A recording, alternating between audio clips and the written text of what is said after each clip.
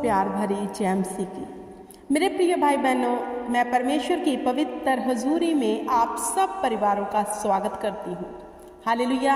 आज का जो मैं पवित्र वचन लेकर आई हूँ वो टॉपिक है प्रभु यीशु मसीह के पीछे चलने का अर्थ। हालेलुया।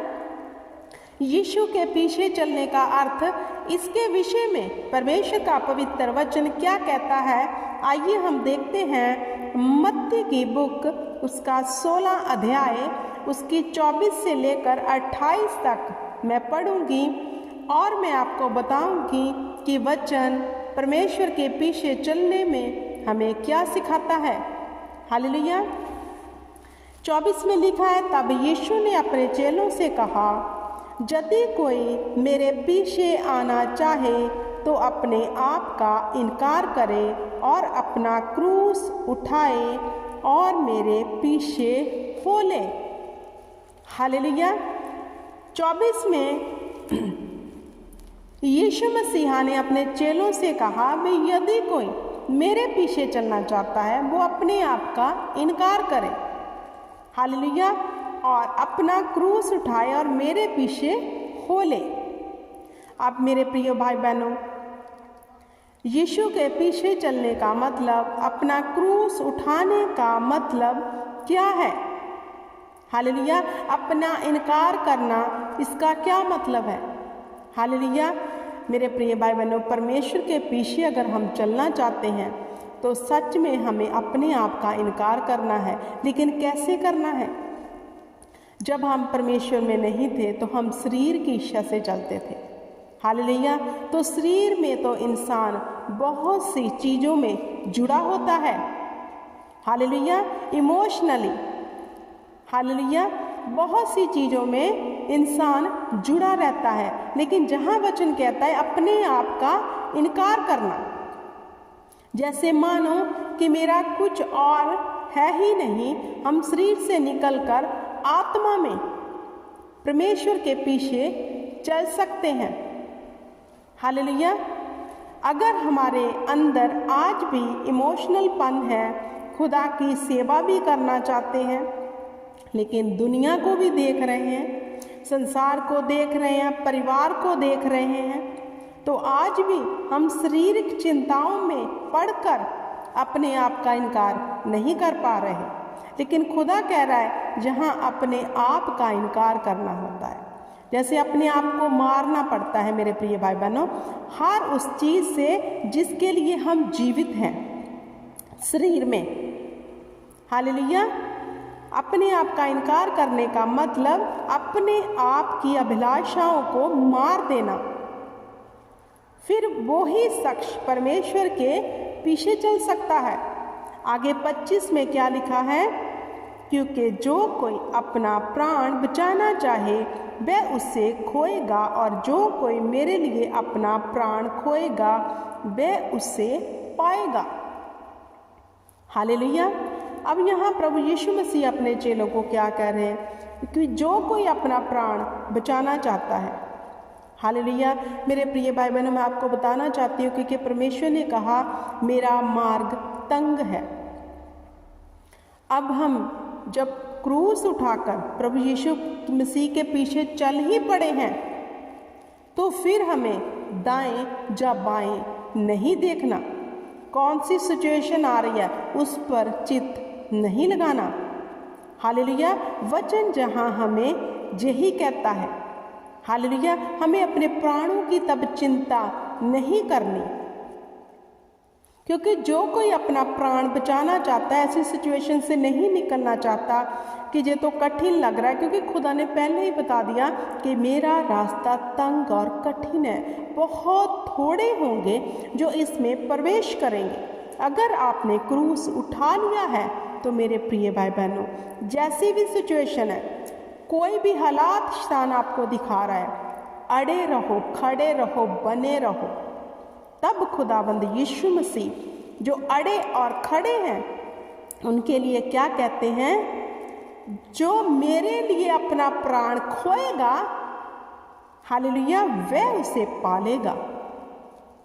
हम स्वर्ग के अधिकारी बन जाएंगे। धरती के ऊपर अगर हम परमेश्वर के पीछे चल रहे हैं तो हम पे बहुत से दोष लगेंगे, बहुत से लोगों की बातों का सामना करने पड़ेगा। हालेलुया। क्योंकि जो परमेश्वर के पीछे चलना चाहते हैं सबसे अधिक शैतान उन्हें तंग करता है।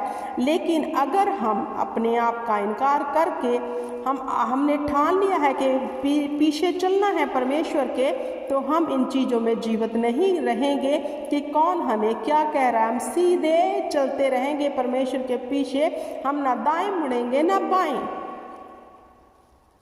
जो चलता है मेरे प्रिय भाई बहनों, मैं यहाँ बताना चाहती हूँ, खुदाबंद उसे किसी वस्तु की फिर कमी भी नहीं रहने देते, उसे कोई घटी ना होगी।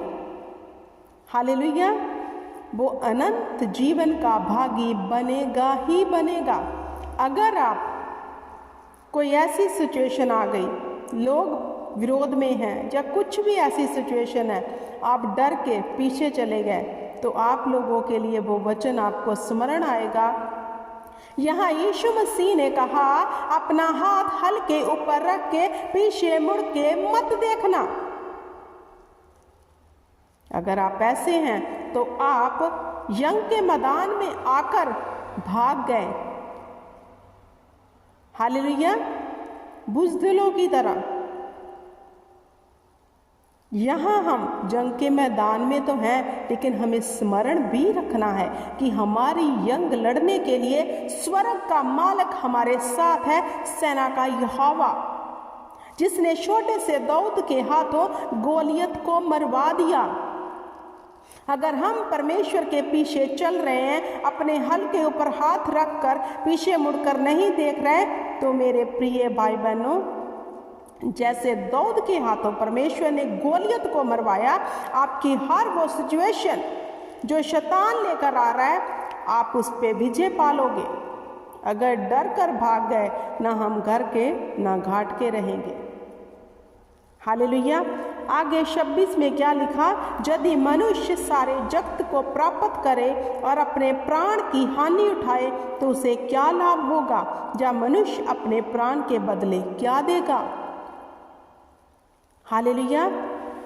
अगर हमने सिचुएशनें देखकर कि नहीं इसमें जोखिम है, हम अपनी जान जोखिम में क्यों डालें, ये सोचकर हालेलुया पीछे हट गए, तो प्रभु ने क्या कहा, यदि मनुष्य सारे जगत को प्राप्त कर ले, हम बुज़दिलों की तरह पीछे हो गए, बैकस्लाइड हो गए और जगत में फिर से संसार में चले गए, और संसार में जाकर हम जगत को अगर हम जीत लिया हमने, क्योंकि उनकी बातें करेंगे, ऑब्वियसली वो हमें फिर पसंद करेंगे, लाइक करेंगे। लेकिन खुदावंद का कहता है, यदि मनुष्य सारे जगत को प्राप्त करे और अपने प्राण की हानि उठा ले। हमने जगत को तो खुश कर लिया ये सब करके, लेकिन हम अपने प्राणों को जोखिम में डाल दिया, क्या लाभ होगा हमें। हालेलुया। आगे 27 वचन में क्या लिखा है, मनुष्य का पुत्र अपने स्वर्गदूतों के साथ अपने पिता की महिमा में आएगा, और उस समय वह हर एक को उसके कामों के अनुसार प्रतिफल देगा। मेरे प्रिय भाई बहनों, वचन बताता है जब परमेश्वर का पुत्र प्रभु यीशु मसीह अपनी महिमा में स्वर्गदूतों के साथ आएगा, हर एक इंसान को उसके कर्मों के अनुसार फिर लेखा देना पड़ेगा। अगर हमने हल के ऊपर हाथ रख के हमने अपने आप का इनकार नहीं किया, पीछे मुड़कर देख रहे हैं, आज भी शरीर में जीवित हैं, तो जो कर्म हम संसार को प्रसन्न करने के लिए फिर करेंगे, उन सब बातों का लेखा तो यीशु मसीहा ही लेंगे।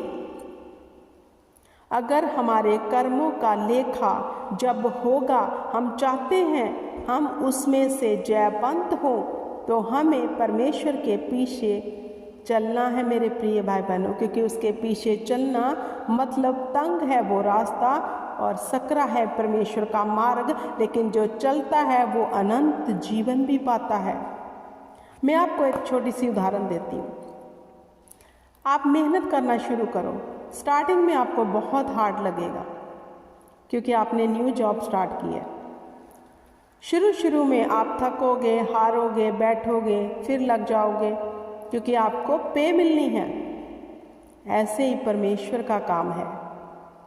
शुरू शुरू में तो ऐसा होगा, लेकिन जब अंत में वो पे मिलेगी जो हम सोच भी नहीं सकते, उससे टारगेट रखते हुए उस पे को जो प्रभु यीशु के जरिए हमें मिलेगी, आप अपने लक्ष्य को कभी मत छोड़ो, आगे बढ़ते जाओ, क्योंकि स्वर्ग हमारा है।